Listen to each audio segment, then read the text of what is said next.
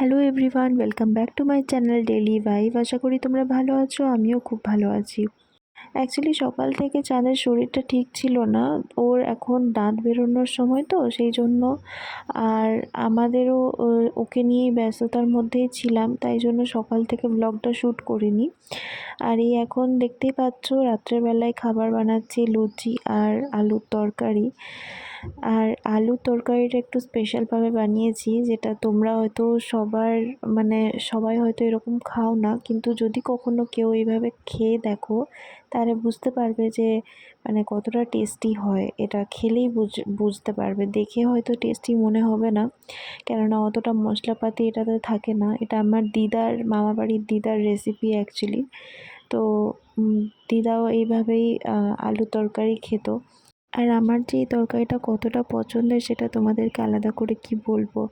আমি যখন প্রেগনেন্ট ছিলাম তখনও আমার ইভেন এই তরকারিটা খাওয়ার জন্য ক্রেভিংস হতো, আমি বানিয়েও খেতাম।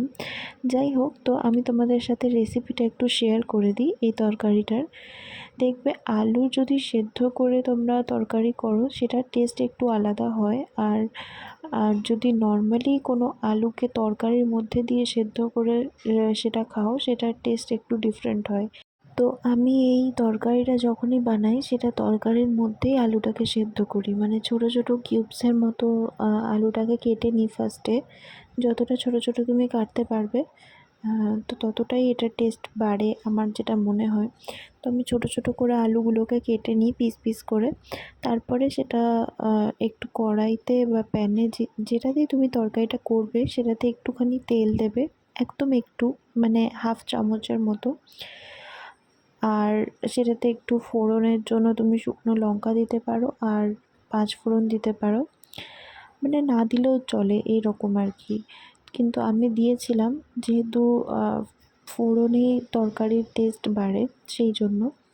তো আমি যেহেতু শুকনো লঙ্কা আর 5 ফোড়ন একটু দিয়েছিলাম, আর তারপরে সেটাতে আলুগুলো দিয়ে, আর আলুগুলোকে ভাজি না, আলুগুলো দিয়ে নুন আর হলুদ একসাথে দিয়ে আর জল দিয়ে দিই, ব্যাস। আর কোনো মশলা না, জিরে গুঁড়ো ধনে গুঁড়ো কিছু না, নর্মালি এইরকম। আর নামানোর সময় একটু কাস্তুরি মেথি বা ধনেপাতা থাকলে ধনেপাতা আর কাঁচা লঙ্কা, আলু সেদ্ধ হওয়ার সময় যদি কাঁচা লঙ্কা দাও তাহলেও ঠিক, আদারওয়াইজ কাঁচা লঙ্কা বাটাও দিতে পারো।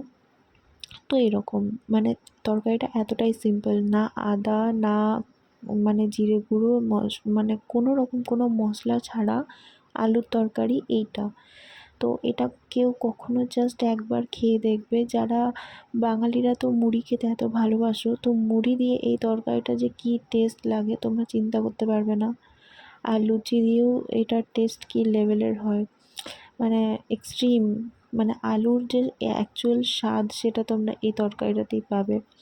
তোমাদের সাথে কথা বলতে বলতে আমার খাবার বানানো হয়ে গেল। লুচি কয়েকটা আমি বেশি বানিয়েছি, কেননা আমার একটু আলাদা রকম খাবার খেতে ইচ্ছে হয় মাঝে মধ্যে, যেরকম বাসি লুচি খেতে আমার ইচ্ছে করে, যেটা পরের দিন খাওয়া হয়। আজকে রাত্রে খাবার খাওয়ার পরে যেটা বেড়ে যাবে সেটা পরের দিন খাবো সেই রকম। তো আমার সেটা চা দিয়ে খেতে ভালো লাগে। হ্যাঁ, তোমরা শুনে হয়তো অবাক হবে, কিন্তু আমার এরকম খাবারের একটু ন্যাক আছে, কিছু করার নেই। আর আমি এই যে দেখো একটু দেখে নিলাম প্রথমে যে আলুটা সেদ্ধ হয়েছে কিনা, তারপরে গ্রেভিটার মধ্যে আলু 2-3টে আলুকে এমনি ম্যাশ করে একটু দিয়ে দিলাম, যাতে একটু গ্রেভিটা থিকনেস বাড়ে। আর দেখতেই পাচ্ছ কোনোরকম কোনো মশলা ছাড়া এরকম খাবার। আর এই যে দেখো এটা পরের দিন, ছেলেকে তার বাবা ঘুম পাড়াচ্ছে, ছেলে আর ঘুমাচ্ছে না কোনো মতেই। আর ওকে না ঘুম পাড়ালে আমাদের একটু স্বস্তি হয় না কোনো রকম কোনো কাজে বা কিছুতে। আর এই দেখো ওর বাবা যখন ঘুমাচ্ছিল পরে, তখন কী লেভেলের দুষ্টুমি করছে, নাকটা টিপে রয়ে যাচ্ছে, বা এরকম ঢাকা নিয়ে যদি ঘুমাচ্ছে তো মুখের উপরে চেপে বসে যাচ্ছে, কী যে দুষ্টুমি করে। এই যে দেখো কি করছে, তোমরা বুঝতেই পারছো যে ও কী লেভেলের দুষ্টু। তো তোমাদের বাচ্চারাও এরকম দুষ্টুমি যখন করতো তোমরা কিভাবে ওকে চুপ শান্ত করতে আমাকে একটু জানিও তোমরা। তোমরা এখনও যারা আমার চ্যানেলটাকে সাবস্ক্রাইব করোনি প্লিজ সাবস্ক্রাইব করে দিও, আমার চ্যানেলটার পাশে থেকো। আমার ভিডিওগুলো ভালো লাগলে লাইক করতে ভুলো না, তোমাদের মতামত জানাতে প্লিজ ভুলো না। নিজেদের সব কাজের মধ্যে থেকে সময় বের করে আমার ভিডিওগুলোকে শেষ পর্যন্ত দেখার জন্য আর আমাকে এত ভালোবাসা দেওয়ার জন্য তোমাদেরকে অনেক ধন্যবাদ। তোমরা সবাই ভালো থেকো, সুস্থ থেকো, সবাইকে ভালো রেখো। আমার ছেলেকে সবাই এইভাবেই ভালোবাসা দিও। Thank you.